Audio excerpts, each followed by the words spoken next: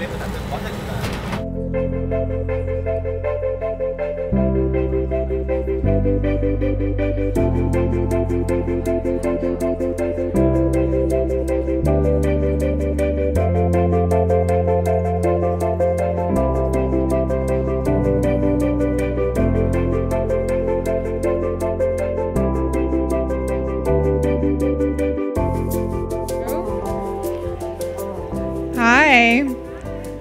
Welcome to NeueHouse for those who haven't been here. Welcome back for those who see us every day.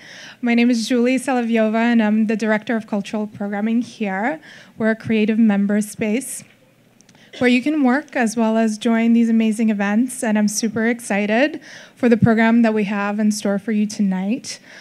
You'll see a cast of characters from activists to actors doing their thing, inspired by Rebecca Traitor and her amazing book that came out earlier this year, Good and Mad, which is available for sale. If you stick around, please get it. But the idea of our space is really to bring new ideas together, to be a platform for exchange, to inspire and to support and to cultivate collaboration, to cultivate new ideas forth. So I'm welcoming you here. Thank you, and get ready for tonight.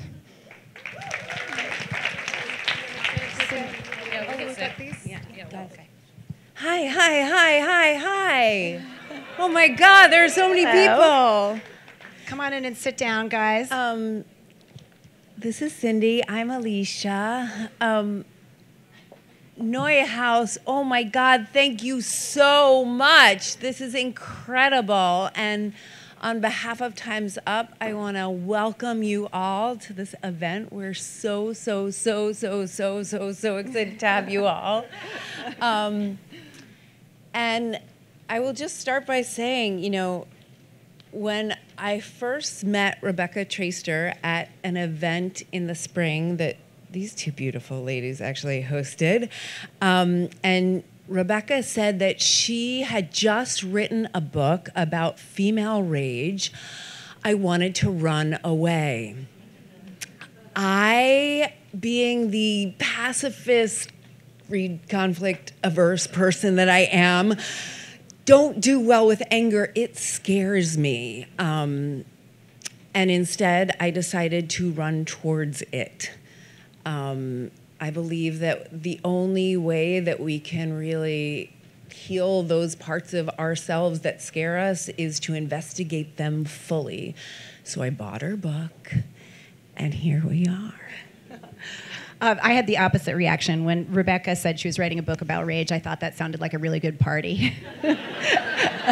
And then Alicia and I ran into each other a few months ago. We both realized that we were carrying advanced copies of Rebecca's book in our respective bags. And so we jokingly posted on Instagram, we should do a book club. And we got so many DMs and comments from people that we decided we would do something better than a book club, which is gather hundreds of you and some of the best artists we know to talk and vent and think and maybe even sing a little bit about rage, because this is, after all, a revolutionary moment for women. We, I think, are collectively realizing what our anger means and what it can accomplish. I always love starting an event with a quote from Maya Angelou. So I'm going to sum up the power of anger from her. If you are not angry, you are either a stone or too sick to be angry. You should be angry, but you must not be bitter. Bitterness is like cancer. It eats upon the host. It does not do anything to the object of its displeasure. So use your anger. Write it, paint it, sing it, dance it, march it, vote it, do everything about it, talk about it. Never stop talking it. Tonight, we're going to do a little bit of all of that. So you're going to hear from a dozen amazing women this evening, but there's only one place to start, and that is with the author herself, Rebecca Traitor. Yay! Yes. Rebecca is one of the preeminent journalists in America today, a writer who constantly pushes the conversation about gender forward, whether through her books, which prior to this one include All the Single Ladies and Big Girls Don't Cry, her brilliant columns in The Cut, and her fierce, funny, deeply feminist tweets. There are some days when I look for her in my timeline and I just think, thank God. Today, with Good and Mad, the revolutionary power of women's anger, she has distilled the primal scream sensation that many women are feeling and explained why we should, in fact, why we must keep feeling it. Please welcome Rebecca Traitor.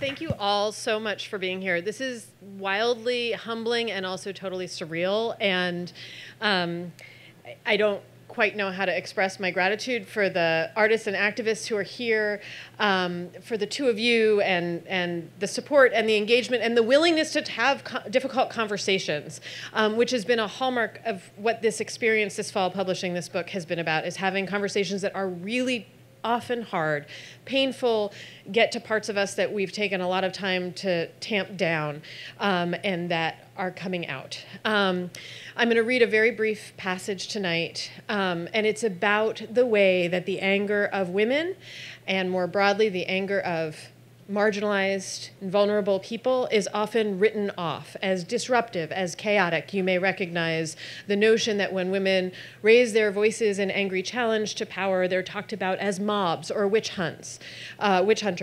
And so this is a brief passage that is in the portion of the book that is about the hashtag #MeToo movement, specifically about how it was playing out last fall. The hashtag #MeToo movement, of course, a continuation of and descendant of the Me Too movement founded by Tarana Burke, specifically to address the pervasiveness of sexual violence in communities of color. This is about the notion that last fall, when stories were coming fast and furious, and there were repercussions being felt in powerful places and by powerful men, there was a sense that things were out of control, and that it was a very chaotic time. Chaos. It seemed that a good deal of the pushback to the frenzy of Me Too was either blind to, or perhaps all too aware of, the fact that the destabilizing disorder of the period was a sign that it was at least potentially a part of an actual revolution. Chaos. Chaos was what former Senator Barbara Mikulski had remembered in 1991, when the women of the House had banged on the door and insisted that Senate Leader George Mitchell talk to them about letting Anita Hill testify against Clarence Thomas. There was a sense that the whole process, if not spinning out of control, was getting very chaotic, Mikulski remembered of that day. By the way, that's an excellent impression of Barbara Mikulski. Some of you may not understand it. It's a small talent, but it's mine. Mikulski said that in an oral history in which Hill herself had recalled that Senator Mitchell's approach had been, let's keep things under control, under his control. The women's insistence that they get to talk, that Hill get to tell her story, was the moment that George Mitchell had lost control. Yes, things were out of control. That was the point. Because control was when no one was able to report the story of Harvey Weinstein raping women. Control was Donald Trump getting elected president, thanks to voter suppression and the electoral college systems designed to suppress and thus better control non-white populations. Control was the unchallenged reigns of Bill O'Reilly and Roger Ailes and Bill Cosby. Control was women being too terrified to defy Eric Schneiderman by telling of how he had hit them. Control was ensuring that no one cared about the abuses sustained by Ford factory employees or flight attendants. Control was all male presidents and vice presidents. Control was only 2 black women senators and no black women governors in the history of the country. Control was marital rape being legal into the 70s. Control was slavery and locking women in unsafe shirtwaist factories. To some extent, women who wanted liberty and equality knew they had to create some chaos. And yes, It was moving with such velocity and intensity that it was terrifying in its unpredictability. But it had to be radical and wrathful and energetic to get people to pay attention and to actually alter the power dynamics. Rules had to be changed, as they had been in the second wave, when marriages entered into on unequal terms were no longer acceptable. And the fact that some of them ended was a sudden shock to the system, and some men felt they had been unfairly victimized by swiftly changing expectations. Now, butt groping and salacious come-ons and harassment were no longer going to be acceptable. And some men were going to lose their jobs, and some of them would no doubt feel that they had been unfairly victimized. But this was what it meant to say that we wanted the world to be different. Not in some hazy future, after all the old, not different men had retired from their perches and died peacefully in their sleep. We wanted it to be different now, and that meant dethroning some of them early. Things had to get out of control. The law cannot do it for us, Shirley Chisholm had said. We must do it for ourselves. Women in this country must become revolutionaries.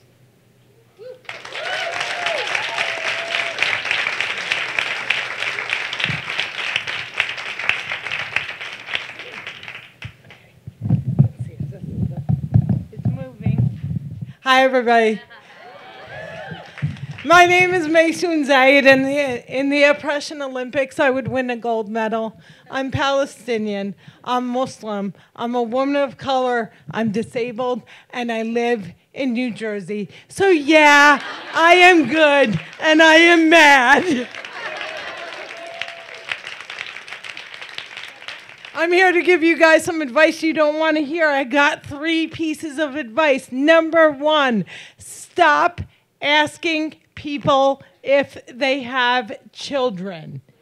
If you don't know the person well enough to know the answer to that, it's none of your goddamn business. And here's a little secret. If they have kids, they will tell you. They never shut up about it. Timmy and Sally, Sally and Timmy. I know it's a question that we're used to asking, but we have to stop. You never know what the person across from you has been through. Maybe they had a miscarriage that morning. Maybe the last round of IVF that they could afford failed. Maybe their child was one of the too many to be dashed when they went to school. Or maybe, just maybe, they don't want to have kids and they want to have a cat named Beyonce. But there's another question that you shouldn't ask. Never ask another human being if they are pregnant. Never. I was going through TSA the other day. They patted me down because I'm always random. And she said, "Is it a boy or a girl?" And I said, "Doritos, Cool Ranch." The only time you should ever ask another human being if they are pregnant is if you see a skull coming out from between their legs. At that point, white women, do your thing and call 911. I was at the UN the other day. This woman puts her hand on my stomach, and she goes, "Oh, my God, when are you due? You look like you're about to pop." And I was like, "I am about to pop. I'm about to pop you in the face, you bitch." Which brings me to my final point. We must stop using the word bitch. It is violent. It is misogynistic. And with an admitted sexual predator in the White House, we must do better. But I know it's hard. I know it's hard to stop using a word that you love, so I am here with your replacement word for the B word. The next time you want to say the B word, you will say popple. It's spelled Popple. And it's a stuffed animal from the 1990s that could put its head in its ass and become a ball. And it is the perfect replacement word for the B word. I'm like, "Why you being such a popple?" They're like, "I don't know, I gotta bing it." Okay, nobody bings, but you get it. And you're like trying to be cool. You're like, "Where my popples at? Popple, please." Or if you're done with people, "Popple better have my money." Or my favorite one, which is "Bow down, Popple, bow down, Popple." And what you're saying is stick your head in your ass and roll out of here. My name is Maysoon Zayid. Thank you.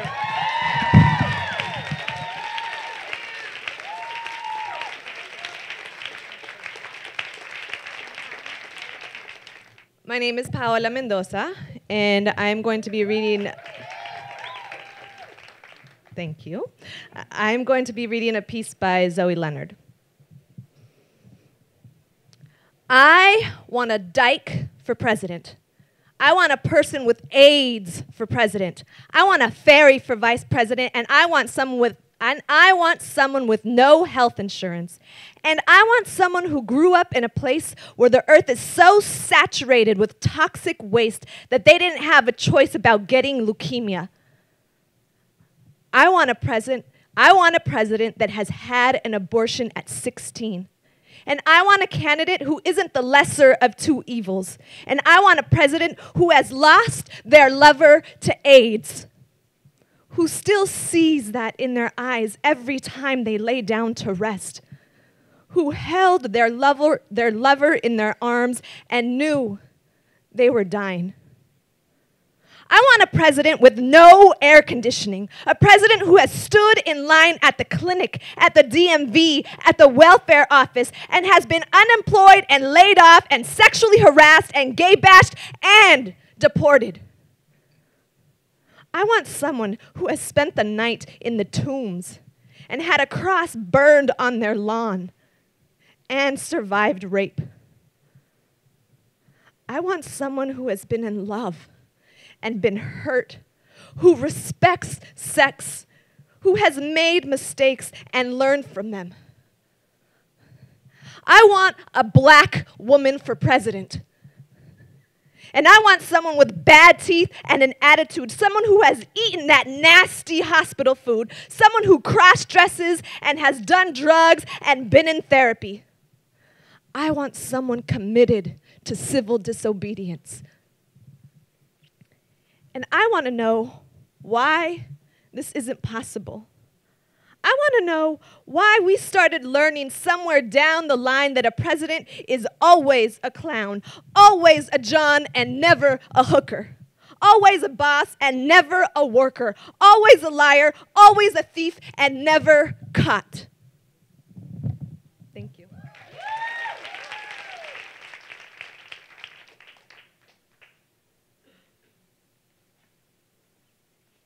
This is called Hate by Ruby Ibarra. There is a word that my 5-year-old niece doesn't know exists. It's something she doesn't battle with, and it's never escaped her lips. It's a 4-letter, 1-syllable, simple word, hate. Yet it carries so much historical, political, emotional weight. It blinds us to truths to find excuse, cause lies, and abuse so our minds can't choose, designed so we lose control of reality, lose trust, and lose ourselves, like poisonous gas that wraps around our lungs so we can't breathe or yell for help. So she asks me, what is hate? It's made men turn on each other, cock the gun, and hold at gunpoint. It's made scapegoats so we blame folks for our faults while our fingers point. It's made innocent lives grow closed eyes while enclosed in a mask of lies by making teenage girls cry because their body size will never suit your eyes. It's made us wish we were someone else, forced us into plastic surgeries, erasing cultural history, an urge of ideal imagery, a burglary of our own identity. It's tricked us into believing that we're too fat, too ugly, and not white enough. It racially profiles and forced people to sit in the back of the bus. It's made men call women bitches, who in turn call other women bitches. It's burned bridges to the point where we don't know which is wrong or right. It's made us colorblind, only seeking black and white, planting racism and bigotry, promoting racial tensions and fights. Again, she asks me, what is hate? It's taught 18-year-old boys how to use a gun, while on the same field stands 5-year-old children who are taught to shoot someone. It's made victims of abusive fathers do the same to their own daughters. It's made men boost their masculinity by exploiting another's femininity. It's built glass ceilings, internment camps, nooses, and not allowed signs. It's raised narrow-minded babies so maybe they'll never see past their own kind. It controls the media and schools through propaganda, teaching us the enemy while we don't question or raise our hand up. Still, she asks me, what is hate? It's caused school shootings, injustice, rape, and genocide. It's made innocent lives die and innocent mothers and wives cry. It screams the words, fuck you, bitch, stupid, and homo. It makes us laugh when we say that's gay when we know it's wrong, though. It's written Jim Crow laws, Indian removal, and Asian exclusion acts. It's enslaved our past while it graves a cage in our path. It's made categories of inferior and superior, making us wish for another exterior, making us unable to look in the mirror. It's planted anger, depression, and fear. It's 500 years of slavery and oppression, parents failing to give their children direction. It's confessions behind closed doors of elections that politicians never mention. It's literacy prevention, no Filipino veterano pension. It's stereotypes in one dimension, character inventions, all being fucked by white supremacy's erection. So what is hate? It's something that my 5-year-old niece can't feel. For her, it's a social construct, so it isn't real. It's an empty word, insignificant, powerless, and nameless. Now, I'm just waiting for the rest of the world to follow so we don't know what hate is. Let us no longer know what hate is.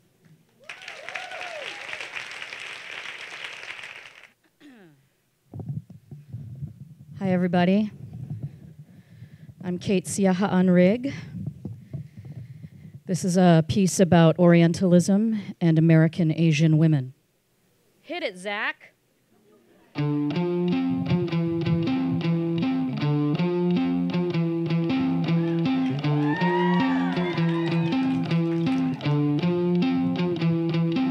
I'm a flower, exotic blossom of the East, blossoming power. Erotic pollen to the bee. I'll be your treasure. Open me up and look inside. Look for the pleasure. Ancient secrets that I hide. Mail order brides.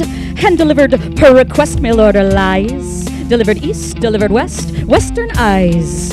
Triple dragons of desire. Eyes like fire. Burning me up as they admire.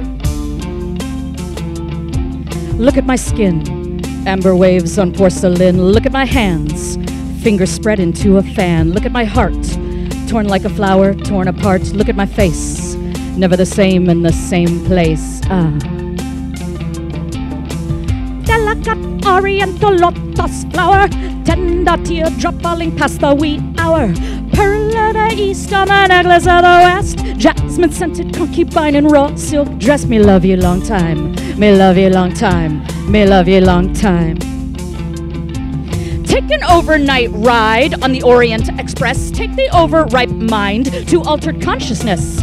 Can you make believe what you see is what you get? Yo, what's up your sleeve in that gentleman's bet? 50-cent massage, 50 number one wives. $50 says you can't distinguish the lies. Pearl cream plastered on a China doll face. Opium for the dragons that you chase. Me love you long time. Look at the sun. The eclipse has just begun. Look at the moon. Her new phase is coming soon. Look at the trees rising up from Phoenix seed. Look at me. Can you believe what you see? Delicate oriental lotus flower. Tender teardrop falling past the wee hour. Pearl of the east on a necklace of the west. Jasmine scented concubine in raw silk dress. Me love you long time. Me love you long time. Me love you long time. Me love you long time. Me love you long time. Me love you long time.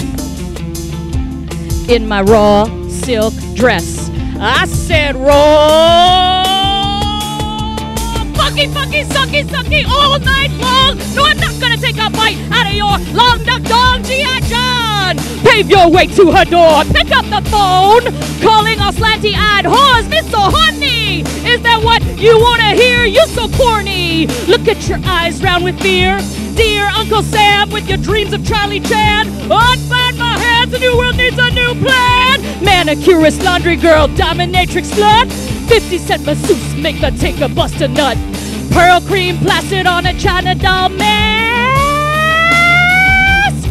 Take those ping pong balls out of my cooch, sucker.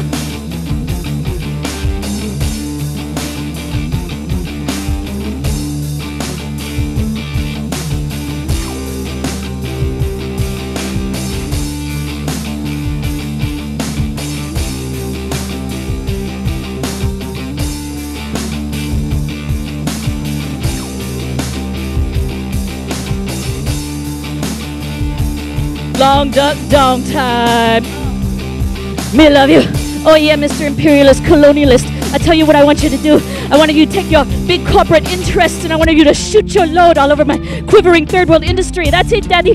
How you like my tight military curfew? How you like my juicy UN violations? Oh yeah, Mr. Titan of Industry. You're gonna reach it right there, my axis of evil, right there, right there. Kim Jong-un, un.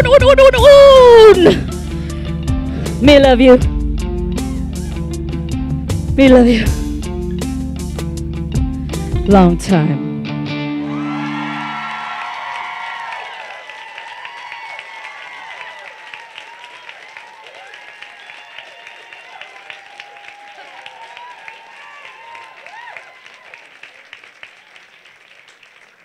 Had I known I was following that, I would have refused. I'm going to read a piece from Rebecca's book, and I'm reading it to sort of explicate my nomination of Rebecca for Woke White Woman of the Year. I am the search committee. But I think you'll understand when you hear this piece. It's called The Righteous Fury of Maxine Waters. A cult of adoration sprang up around Waters during 2017 and 2018, and millions publicly appreciated her willingness to speak in lengthy and righteously aggressive tirades about Donald Trump, to snap back and stand up for herself. Memes of Waters staring sensuously over her glasses spread across social media. A clip of Waters insisting during her questioning of Treasury Secretary Steve Mnuchin that she was, quote, reclaiming her time, became a viral GIF and was remixed as a gospel song. It was kind of great, but also kind of weird.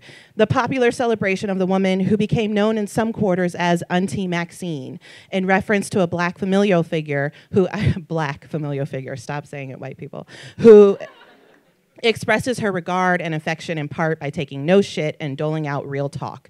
Waters was celebrated as righteous, furious, uncowed in a BuzzFeed piece in which Campaign Zero co-founder and Black Lives Matter activist Brittany Packett described Waters as the auntie boss, as real as your auntie and as powerful as only a black woman could be. The mass feting of Waters, a black woman who was quoted back in 1989 saying, "I have a right to my anger, and I don't want anyone telling me I shouldn't be, that it's not nice to be, and that something's wrong with me because I get angry," was surely a balm in a nation that has rarely acknowledged black female rage as beautiful, patriotic, or inspirational. Yet Waters wasn't just signaling righteous fury. She was also incurring the costs of that fury, costs that many of those deploying her side-eye gifs and memes had never incurred through all the many years in which Waters had stood the tide and been vilified for it. And it's not just her political opponents who have fallen in line with the vilification of black female anger. When Waters applied her view of the role of insurrectionist protest in 2018, members of her own party stepped in to censure her. Senate Minority Leader Chuck Schumer advised that no one should call for the harassment of political opponents, chastising Waters' suggestion as not American. It was, of course, deeply American, a tradition stretching back to the Revolution. Nancy Pelosi also chimed in, claiming Trump's daily lack of civility has provoked responses that are predictable but unacceptable. Horrifyingly, neither Democratic leader bothered to defend Waters against the implicit threat sent in a tweet by the president, where he called Waters an extraordinarily low IQ person and falsely accused her of advocating harm to his supporters, concluding with the grim warning, "Be careful what you wish for, Max." To publicly rebuke a black woman's support for political protest, but not the powerful white patriarch's thinly veiled call to violence against her, was to play on the very same impulses that Trump and the white patriarchal party that supported him played on: racist and sexist anxiety about non-compliant women and non-whites, and the drive to punish them. That her own colleagues would cast Waters as too much, as too combative and fearsome, while letting the threat made against her by the most powerful of white men go unremarked upon, was a goddamn travesty, especially given the decades of work Waters had done to recognize and address the potentially consequential fury of underrepresented and disempowered populations on behalf of whom her party is supposed to advocate, and the way in which her exertions are a service to those yearning to have their fury heard and seen and acknowledged as valid. Alicia Garza recalled to me how Waters had gained early prominence fighting to make visible the case of Eula Love, a young black woman shot and killed by the police in her district after a dispute over a gas bill in 1979. Describing the news coverage of the event, Garza said, "Maxine was certainly angry, and she was portrayed as absolutely batshit crazy. She was portrayed as not credible, and she kept going. These days, Garza said, everyone is all, Auntie Maxine, you go, girl. But this has been her career. She has always used anger in the service of a higher purpose. Garza pointed out how Black women's anger can get fetishized, yet never really taken to heart. So we can love Maxine reclaiming her time, but do we love what she is saying about the conditions that Black people live in? We get to ignore that in a way by taking on this trope of the angry Black woman as someone who is performing for us, as opposed to taking on the substance of what she's talking about. It also matters, here's where the nomination comes in, that enthusiasm for Waters has ballooned in a period when her party holds no power. Republicans haven't had as big a majority in the House since the 1920s. Waters may talk directly about the desire to impeach a president, a desire she's channeling for millions of Americans, but she has no power to do so. It is far easier to admire the spitting fury of a woman when she poses absolutely no political threat, a phenomenon that is also observably true about the adoring memes around non-Black women, including Ruth Bader Ginsburg and Hillary Clinton when she's not a candidate. But that sheds light onto how the sometimes appreciative treatment of certain angry Black women in fact reflects their relative powerlessness.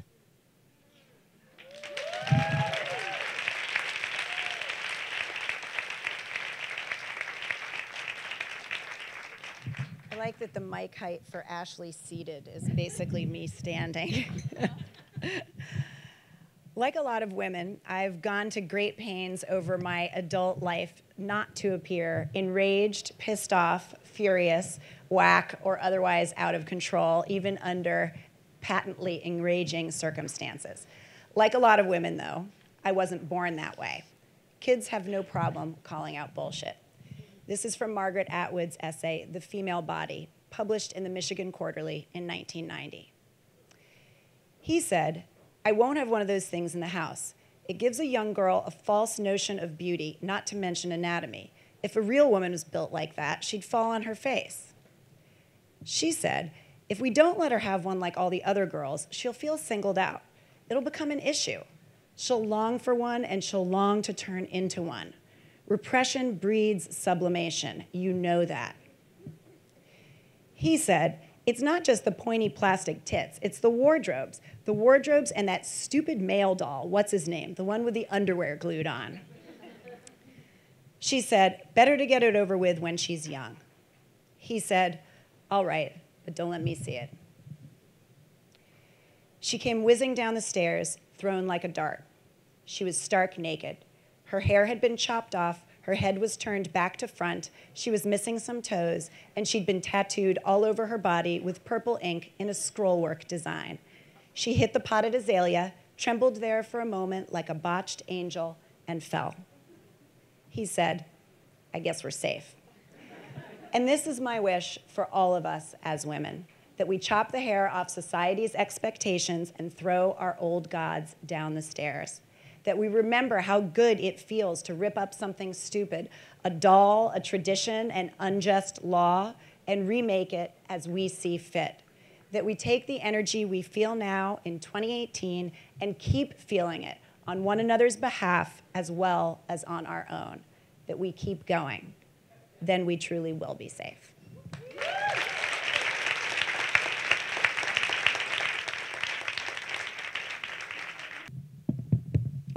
This thing on? Okay, great. Okay. All right. And this, okay, let's just do it. I might close my eyes because I'm really nervous. Okay. I feel it in my fingers. Guys, come on, give me some lip. I feel it in my toes. Great job. Rage is all around me, and so the feeling grows. It's not written in history books, my bad, because 95% are written by white men. So if you're really angry, come on and let it show. We know we're angry, we always will. So long as the white heterosexist patriarchy embodied by the current administration is up in our grill. There's no beginning, but there'll be an end.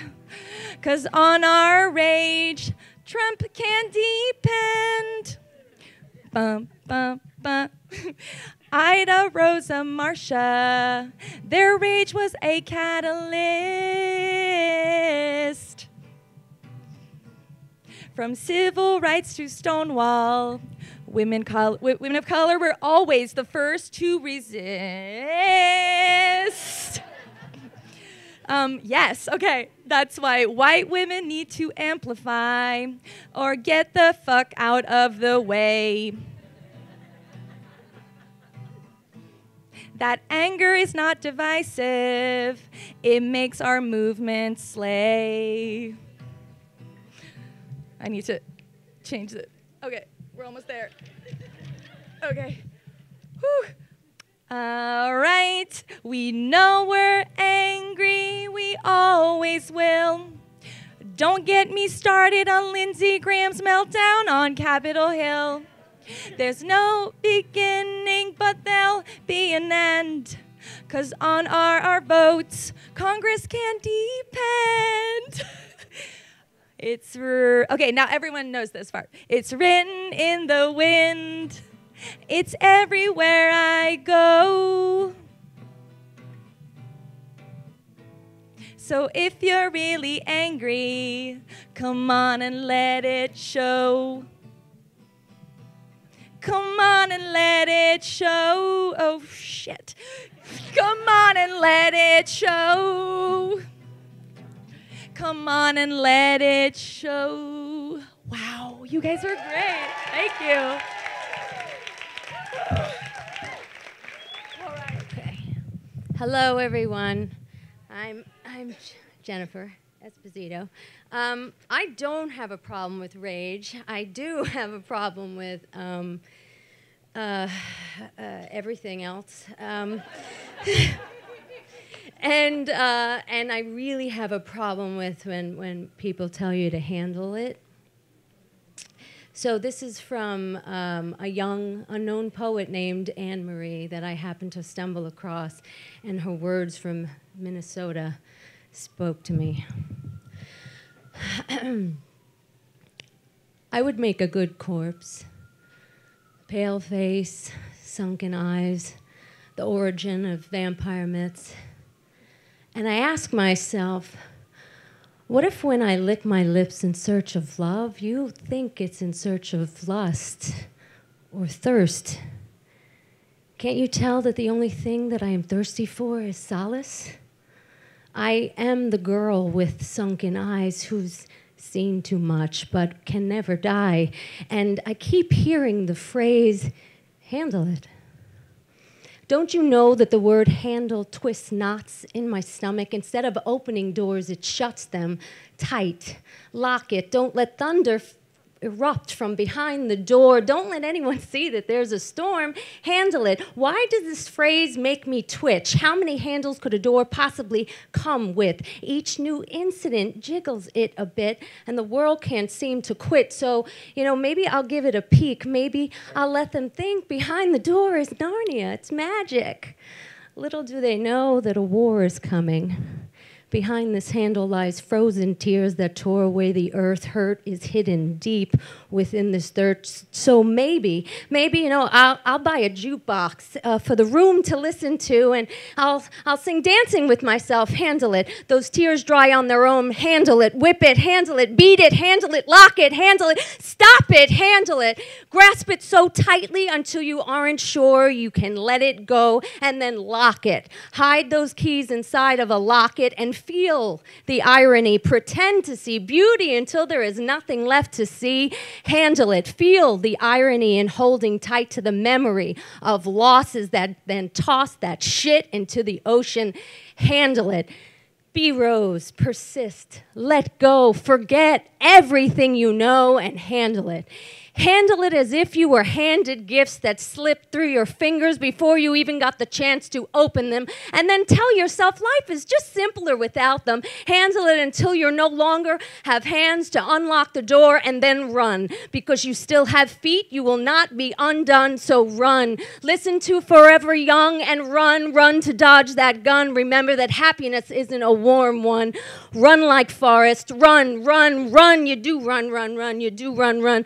I guess anxiety and grief is a record on repeat. Anxiety and grief is a record on repeat. Anxiety and grief is a record on repeat. Sometimes you have to wear out a record to go in search of a new one. Remind yourself that eventually new songs will make you tick, and remind yourself that you are strong enough to handle this. So I chose a piece from a theater piece called Woman on Fire by Chris Henry, who's in the house, so you can meet her afterwards if you want to. And I chose this because I have personally grappled hard with the whole idea of separating the art from the artist, and I wonder if you all have, so let's talk about it after. Okay, here's the deal. You're not allowed to be a Roman Polanski fan anymore. Thank you. I don't care if he's a genius for making Chinatown, or Rosemary's Baby was brilliant, or The Pianist is a fucking masterpiece, or if he has 100 Oscars and a Palme de fucking d'Or. It doesn't matter. If one more person tells me we have to judge the artist by their work, not their personal life, I think I will combust spontaneously. Do you know that that's actually a real thing? Spontaneous human combustion, or SHP, I guess. Wait, I can't spell. What is it?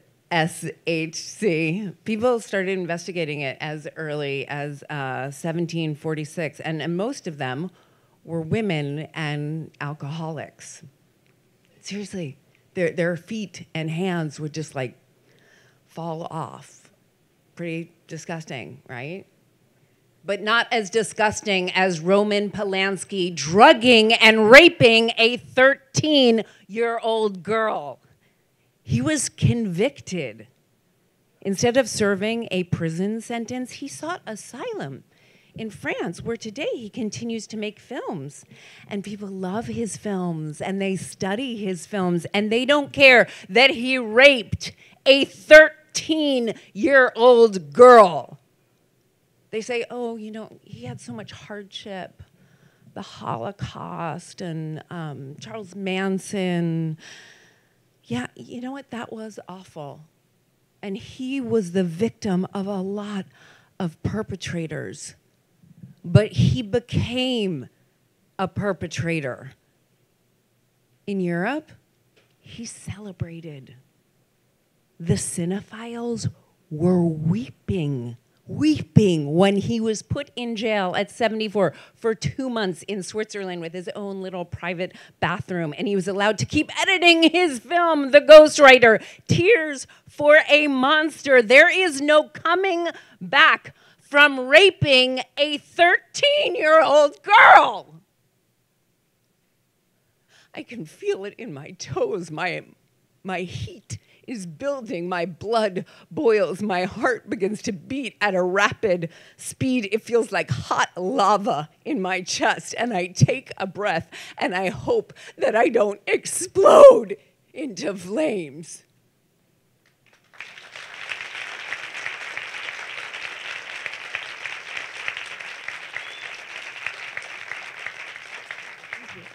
Hi, everyone. My name is Noor. I'm so honored to be here. I know that everybody did the artistic thing of just coming up and just becoming the art and performing, but I speak for a living, so I have a little bit to say before I do what I do. I am going to share part of a Maya Angelou poem because she's Maya Angelou, and there's no explanation for that. But this poem is really, really special to me, and it's really important to me because everything that I do, I try to do it with the intention of being the person I wish I would have had when I was 12. And I have a little sister who's 13 years old, and this is weird. I don't know why. I'm thinking about her, and I miss her a lot. So she's 13 years old, and we're so close. And so when she was little, when she was younger, because she's still little, but she's like a rock star. She acts like she's 35. I would put her in front of the mirror, and we would read this poem together, and we would put our hands on our hips like this so that we could just exude confidence. And I wanted to make sure that she felt powerful, and this was the poem that we would read together. So I'm going to read it, and then I have something else to say after, because I talk a lot. Okay. You may write me down in history with your bitter, twisted lies. You may tread me in the very dirt, but still like dust, I'll rise. Does my sassiness upset you? Why are you beset with gloom? 'Cause I walk like I've got oil wells pumping in my living room. Just like moons and like suns with the certainty of tides, just like hopes springing high, still I will rise. Do you want to see me broken, bowed head and lowered eyes, shoulders falling down like teardrops, weakened by my soulful cries? Does my haughtiness offend you? Don't you take it awful hard, 'cause I laugh like I've got gold mines digging in my own backyard. You may shoot me with your words, you may cut me with your eyes, you may kill me with your hatefulness, but still, like air, I will rise.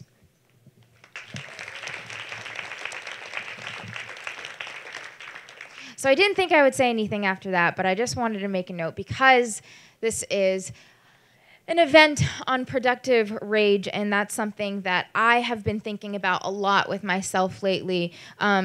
So I defined purpose for myself years ago, and the way that I defined it was combining the things that pain you the most with your skills and your talents, and using that to live every single day.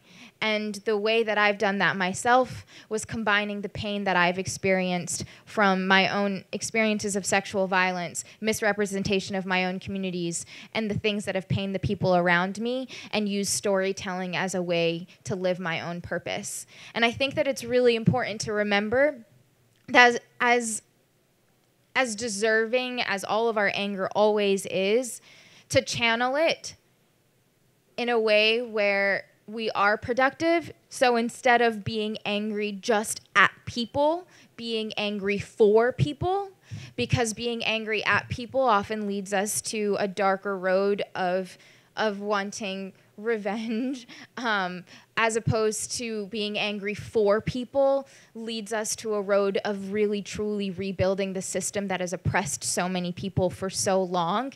So when you leave the room today filled with productive rage, I hope you choose to channel it that way.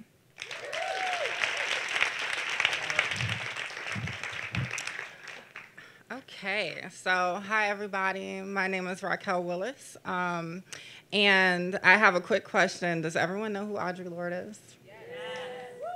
If you don't, no, I won't have you raise your hand. That'll be embarrassing. So Audrey Lorde is, our Black queer goddess in the sky now, and so she has this amazing essay she wrote in 1981 called "The Uses of Anger," and when I read this a few days ago, I was just, taken by it and thought it was perfect for this space because I think, in our quest to topple the patriarchy and all that comes with it, we also have to think about all of the other systems that are also in communion with it, right? So all of those things, including white supremacy, queerphobia, and transphobia.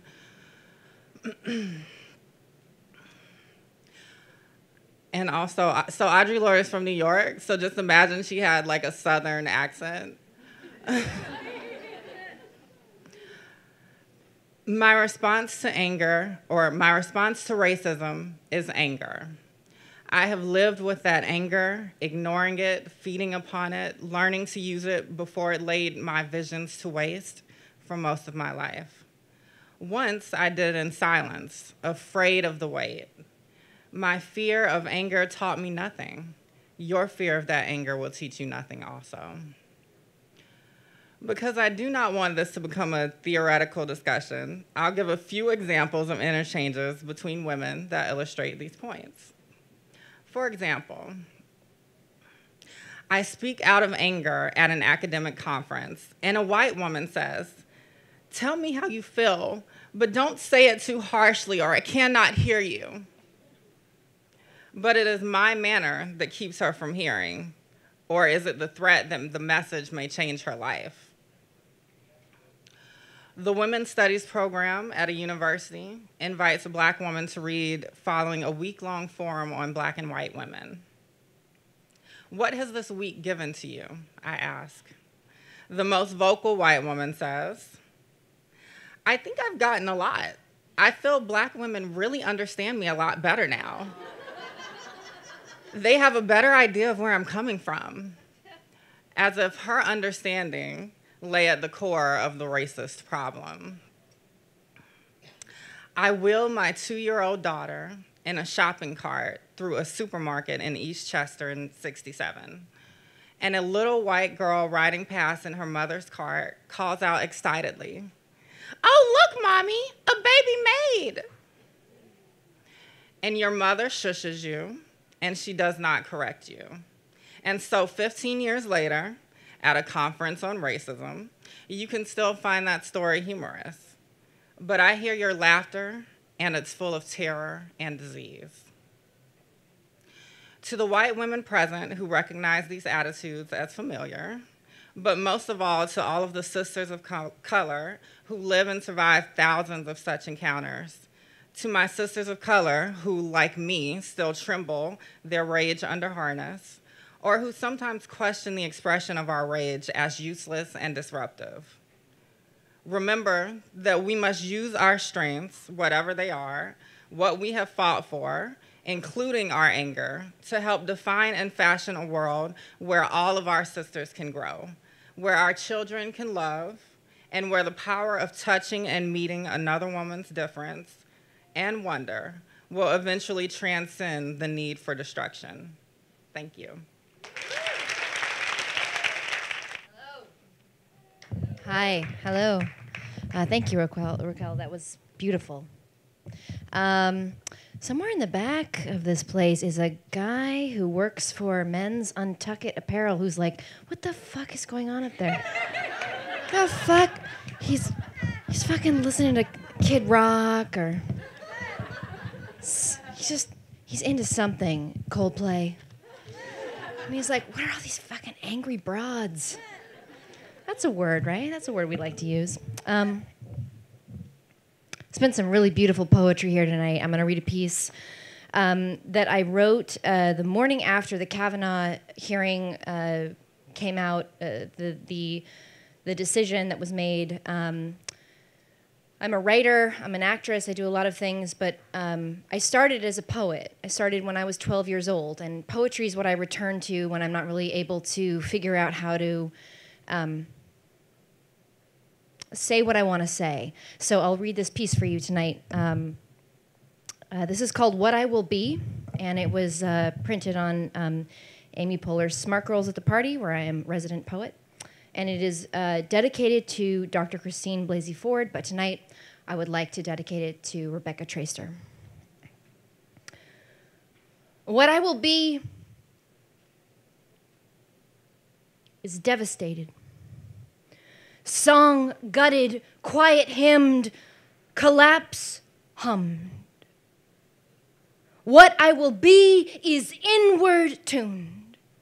Shock-stricken, numb-held, blood-sore, heart-sick and stained, sonnet shelved. What I will be is a temper's plume. A flame abandoned, a root unearthed, an ill soil, useless mud slung, dirt owned, dirt kicked, buried. What I will be is a busted hell, a barb-wired gust, knocked out, gut-punched, a screaming burst, screaming injustice, screaming what about us, screaming we are here, screaming look me in the eye, screaming it doesn't matter, screaming why, screaming I can't, screaming I must. What I will be is fury fine-tuned, focus forgotten, depression's muse, a bodiless prayer unheavened. What I will be is a drifted force, a worthless try, a measured fail, a failed measure. For now, what I won't be is beaten. What I won't be is forgotten, gone for good, bested by dread, done with the brawl of our soul. What I won't be is white complacent, action absent, burn elapsed, motivation flatlined, taken for granted, taken over, taken off, taken advantage of. What I won't be is a coward, an overthrown fight, an apathetic synapse firing warning shots. What I won't be is pierceless, shame-helmed, finished, final, forgotten. What I won't be is the give up, the give in, the give away. What I will be is the shift in the air, which begins with a unified change in the wind. What I will be is an eruption of movement, the vitals of vindication, a momentum brave. What I will be is here, alongside you, alongside us, until the powers that be someday become the powers that once were.